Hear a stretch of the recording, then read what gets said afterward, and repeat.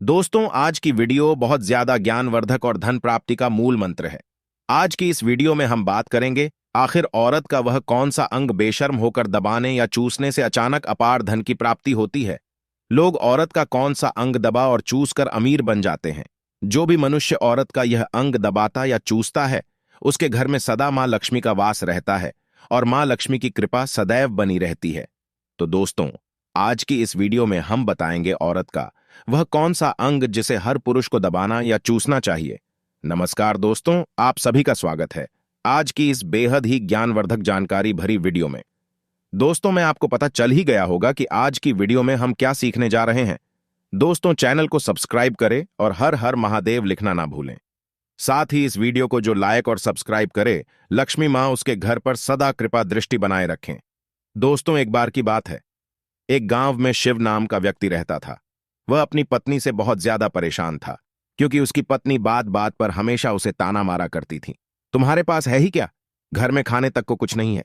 दोस्तों, उसके घर में बिल्कुल कंगाली छा गई थी। एक भी रुपया नहीं था और उसके घर में खाने के लिए अन्न का एक दाना तक नहीं था। दोस्तों, एक तो घर में खाना नहीं, ऊपर से पत्नी का ताना। वह बहुत परेशान हो गया। उसे समझ नहीं आ रहा था मैं क्या करूं। एक दिन की बात है, शिव अपने घर से एक सुनसान रास्ते पर निकल गया। वह उस सुनसान रास्ते पर चल ही रहा था कि उसे एक साधु तपस्या करते हुए दिखाई दिए। वह उनके पास जाकर बैठ गया। जब साधु ने अपना तप खत्म किया तो शिव उनके सामने रोने लगा। साधु ने शिव से कहा, पुत्र, तुम्हें क्या दिक्कत है? तुम क्यों रो रहे हो? आखिर तुम्हें क्या परेशानी है? तब शिव ने साधु महाराज से कहा, हे महाराज, मेरी एक पत्नी है जो कि मुझे रोजाना ताना मारती है। मैं गरीब हूं तो मैं क्या करूं? कितना भी कुछ कर लूं लेकिन धन कमा ही नहीं पाता हूं। अभी तक एक छोटा सा धंधा था, वह भी पत्नी के क्लेश की वजह से चौपट हो गया। वह दिन रात मुझसे झगड़ा करती है। अब तो मैं दाने दाने के लिए परेशान हो गया हूं।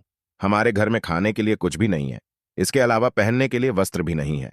लेकिन मैं अपनी पत्नी को समझाता हूं कि वह मुझे ताने ना मारे, मुझसे झगड़ ना करे, लेकिन वह बिल्कुल भी नहीं मानती साधु जी। इसी वजह से मैं बहुत ज्यादा परेशान हूं।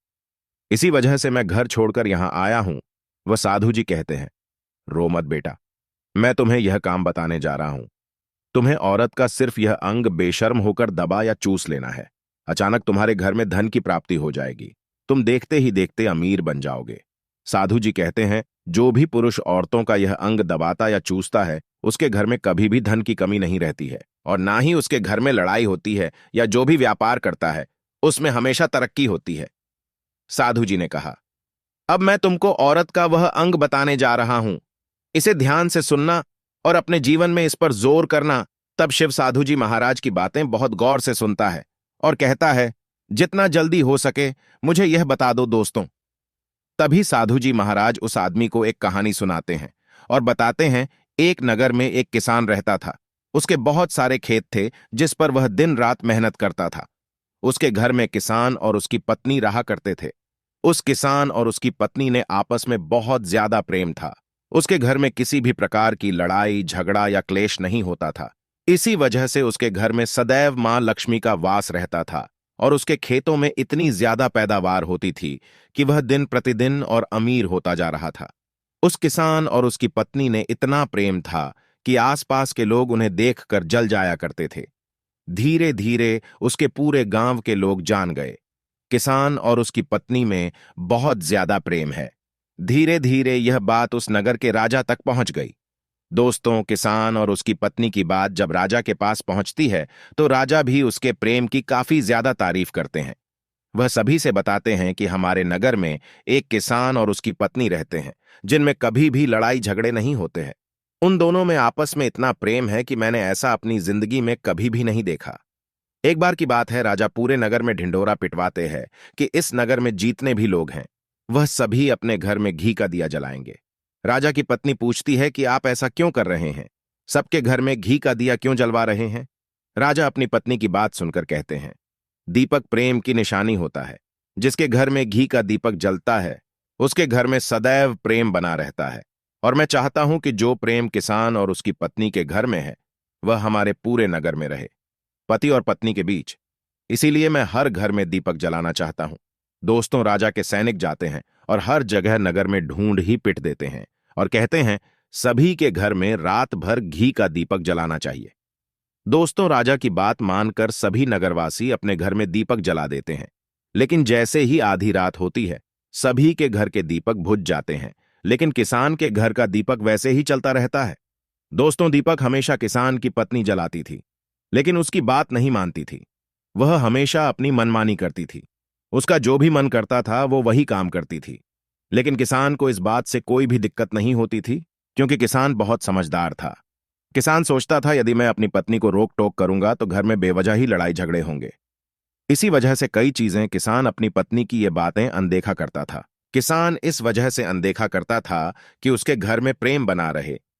राजा अपने महल में चढ़कर पूरे नगर का नजारा देख रहे थे। उन्होंने देखा कि सारे नगर में किसी के घर में दीपक नहीं जल रहा है, लेकिन किसान के घर में दीपक जल रहा है। तब राजा अपनी रानी से बोलता है कि देखो, किसान और उसकी पत्नी के घर में दीपक जगमगा रहा है, लेकिन पूरे नगर में कहीं भी दीपक नहीं जल रहा है। इसी से पता लगता है कि किसान और उसकी पत्नी में कितना प्रेम है। तब राजा की पत्नी राजा से बोलती है कि जो किसान और उसकी पत्नी में प्रेम है, वह किसान की पत्नी की वजह से है, और इसी वजह से उसके घर में इतना ज्यादा प्रेम है। दोस्तों, जब राजा रानी की बात सुनता है तो कहता है, नहीं, तुम्हारा सोचना गलत है। जो प्रेम किसान के घर में है, वह उसकी पत्नी की वजह से नहीं है, बल्कि वह किसान की वजह से है।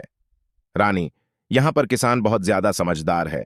आपका सोचना गलत है, और यही वजह है जो कि उनके घर में कभी भी लड़ाई झगड़े नहीं होते हैं। दोस्तों, राजा कहता है किसान समझदार है, और रानी कहती है किसान की पत्नी समझदार है। दोस्तों, इसी तरह कुछ देर चलता रहा। राजा कह रहे थे किसान समझदार है, रानी कह रही थी किसान की पत्नी समझदार है। इसी बात को लेकर राजा और रानी के बीच काफी झगड़ा हो गया। इसके बाद रानी ने राजा की दाढ़ी उखाड़ ली, और राजा ने रानी को उठाकर पटक दिया। इसके बाद राजा कहता है, हम लोगों को झगड़ा करने की जरूरत नहीं है। क्यों ना हम किसान और उसकी पत्नी की परीक्षा ले लें। सारा दूध का दूध और पानी का पानी हो जाएगा। लड़ाई करने के बाद इस बात पर राजा और रानी दोनों सहमत हो गए, और दोनों की परीक्षा लेने के लिए तैयार हो जाते हैं। तब राजा अपने महल में जाता है और एक पुरुष सैनिक को बुलाता है, और पुरुष सैनिक से बोलता है कि तुम किसान के पास जाओ, और जो जो प्रश्न मैं तुमसे बोल रहा हूं वह तुम किसान को बोल देना। वह पुरुष सैनिक बोलता है, ठीक है महाराज। वह पुरुष सैनिक राजा की बात सुनकर किसान के पास जाता है। उस समय किसान की पत्नी खेतों में गई थी, लेकिन किसान की कुछ तबीयत ठीक नहीं थी। इस वजह से वह खेतों पर नहीं गया था। इस समय पुरुष सैनिक किसान के घर पहुंच जाता है और किसान से कहता है, मैं राजदरबार से आया हूं, राजा साहब ने मुझे भेजा है। दोस्तों, किसान कहता है, बताइए मैं आपकी क्या सेवा कर सकता हूं। आप बैठ जाइए, मैं आपके लिए पानी लेकर आता हूं। तब वह सैनिक बोलता है कि नहीं, तुम कुछ भी मत लाओ, मैं राजा का सैनिक हूं, बस आपके पास राजा का समाचार लेकर आया हूं। तब किसान कहता है, ठीक है, आप मुझे बताओ राजा साहेब ने मेरे लिए क्या समाचार भेजा है। सैनिक कहता है, किसान, राजा साहेब ने यह बोला है कि यदि तुम अपनी पत्नी को छोड़ डैच देते हो तो राजा जी आपको बहुत सारे हीरे जवाहरात और साथ में तुम्हारे जमीन से 2 गुना ज्यादा जमीन राजा जी आपको गिफ्ट में देंगे। इसके अलावा राजमहल का आधा हिस्सा भी आपको दिया जाएगा। लेकिन जो किसान ने जवाब दिया वह सुनने लायक है। किसान ने कहा, राजा जी अपना पूरा राजमहल मुझे क्यों ना दे दे, लेकिन मैं अपनी पत्नी को नहीं छोड़ूंगा। जाओ और अपने राजा से कह दो किसान ने ऐसा कहा है। सैनिक जाता है और राजा को सारी बातें बताता है। इस समय रानी वहां पर सैनिक की बात सुन रही थी। सुनने के बाद रानी ने कहा, आपने किसान की तो परीक्षा ले ली, लेकिन किसान की पत्नी की परीक्षा नहीं ली है। इस तरह से हम कैसे पता कर सकते हैं कि कौन समझदार है। इसके बाद रानी ने कहा, अब मैं भी किसान की पत्नी की परीक्षा लेना चाहती हूं। जब दोनों की परीक्षा हो जाएगी तभी पता चलेगा कि कौन समझदार है। फिर रानी ने भी एक सैनिक बुलाया और कहा कि मेरी बात किसान की पत्नी को बोलना और याद रखना। ये बात तभी बताना जब किसान वहां पर ना हो। सैनिक ने पूछा कि रानी क्या बात बतानी है, वह तो बताओ। तो रानी ने सैनिक को सारी बात बता दी। सैनिक किसान के घर जाता है और उसके घर में आवाज लगाता है तो उसके घर से किसान की पत्नी निकल कर आती है और कहती है, बताओ क्या हुआ, क्यों ढिंढोरा पिट रहे हो। तो सैनिक ने कहा कि राजमहल से आया हूं, मुझे रानी ने भेजा है। किसान की पत्नी ने कहा, बताओ किस लिए आए हो। तब सैनिक ने कहा, रानी ने बोला है, यदि तुम अपने पति किसान को मार देती हो तो आपको बहुत सारे हीरे जवाहरात रानी आपको देंगी, और साथ में राजमहल का आधा हिस्सा भी आपको मिलेगा। इसके अलावा जितनी भी आपकी जमीन है वह तो आपकी रहेगी ही, लेकिन उसकी 2 गुना जमीन भी रानी आपको देगी। ये बात सुनकर किसान की पत्नी तैयार हो जाती है। कहती है, ठीक है, यदि मुझे इतना कुछ रानी साहिबा देंगी तो मुझे मंजूर है। मैं अपने पति को मार दूंगी। तब सैनिक पूछता है कि रानी को कैसे पता चलेगा कि आपने अपने पति को मार दिया है। तभी किसान की पत्नी बोलती है, मेरे घर में जो दीपक जल रहा है, जब मैं किसान को मार दूंगी तो उसे बुझा दूंगी, तभी आपको पता चल जाएगा कि मैंने किसान को मार दिया है। अब सैनिक किसान की पत्नी की बात सुनकर राजमहल जाता है और रानी को सारी बात बताता है। किसान की पत्नी की बात सुनकर रानी बहुत अचंभित हो जाती है। राजा और रानी को स्त्री जात से नफरत होने लगती है। उसी समय राजा अपने सभी सैनिकों को बुलाता है और कहता है कि मैं चाहता हूं कि मेरे और मेरी पत्नी की वजह से किसान की जान न जाए। तुम लोग ऐसा करो, उस किसान के घर जाओ और सारी बातें बता दो और उस किसान को बचा लो, वरना किसान की पत्नी उसे मार देगी। इधर सैनिक किसान के घर जाते हैं और सोचते हैं कि किसान की पत्नी किसान को रात में मारेगी और दिया बुझाएगी। इससे पहले ही हम किसान के घर में पहुंच जाते हैं और किसान को बचा लेते हैं। दोस्तों, जैसे ही राजा के सैनिक किसान के घर पहुंचते हैं तो देखते हैं कि किसान तो मरा पड़ा हुआ है। तो सैनिक किसान की पत्नी से बोलते हैं कि तुमको तो किसान को रात में मारने के लिए बोला गया था, लेकिन आपने अभी किसान को क्यों मार दिया? तब वह किसान की पत्नी बोलती है कि किसान को तो मुझे मारना ही था, रात में तो मुझे सिर्फ दिया ही बुझाना था, इसलिए किसान को तो मैंने दिन में ही मार दिया है। सभी सैनिक तुरंत ही किसान के घर से दौड़े दौड़े जाते हैं और राजा रानी को सारी बातें बताते हैं। राजा और रानी क्रोध से आग बबूला हो जाते हैं। इसके बाद राजा और रानी किसान की पत्नी को बंदी बनाकर लाने के लिए अपने सैनिक से कहते हैं। सैनिक जाते हैं, किसान की पत्नी को बंदी बनाकर ले आते हैं। राजा किसान की पत्नी से पूछता है, ऐसा तुमने क्यों किया? तुम लालची औरत हो, तुम्हें पैसों से प्यार है। तभी किसान की पत्नी ने जवाब दिया और बताया कि मुझे तो किसान को पहले ही मारना था, वो तो मैं कोई बहाना ढूंढ रही थी, क्योंकि किसान की आदत बहुत खराब थी, वह मेरे साथ बहुत खराब व्यवहार किया करता था। तो राजा ने कहा, ऐसा क्या करता था? किसान की पत्नी ने जवाब दिया, वह मेरे नाक का ऊपरी हिस्सा अपनी उंगली से हमेशा दबाया करते थे। इसके अलावा किसान एक काम और मेरे साथ करता था, वह किसान मेरे कान का पिछला हिस्सा अक्सर अपनी जीभ से स्पर्श किया करता था। राजा ने पूछा, यह बताओ, जब आप लोग गरीब थे तब क्या किसान आपके साथ यह काम करता था? तो किसान की पत्नी बोलती है, नहीं महाराज, तब ऐसा नहीं करता था। तब राजा ने कहा, मैं समझ गया कि किसान ऐसा क्यों करता था। उसी समय साधु जी ने शिव से पूछा, तुम्हें कुछ समझ में आया? औरत का कौन सा अंग दबाने तथा चूसने से लोगों को अचानक धन की प्राप्ति होती है? तो शिव ने कहा है, साधु जी, मुझे अभी समझ में नहीं आया। तभी साधु जी कहते हैं, अगर अभी समझ नहीं आया तो मैं फिर से आपको बताता हूं।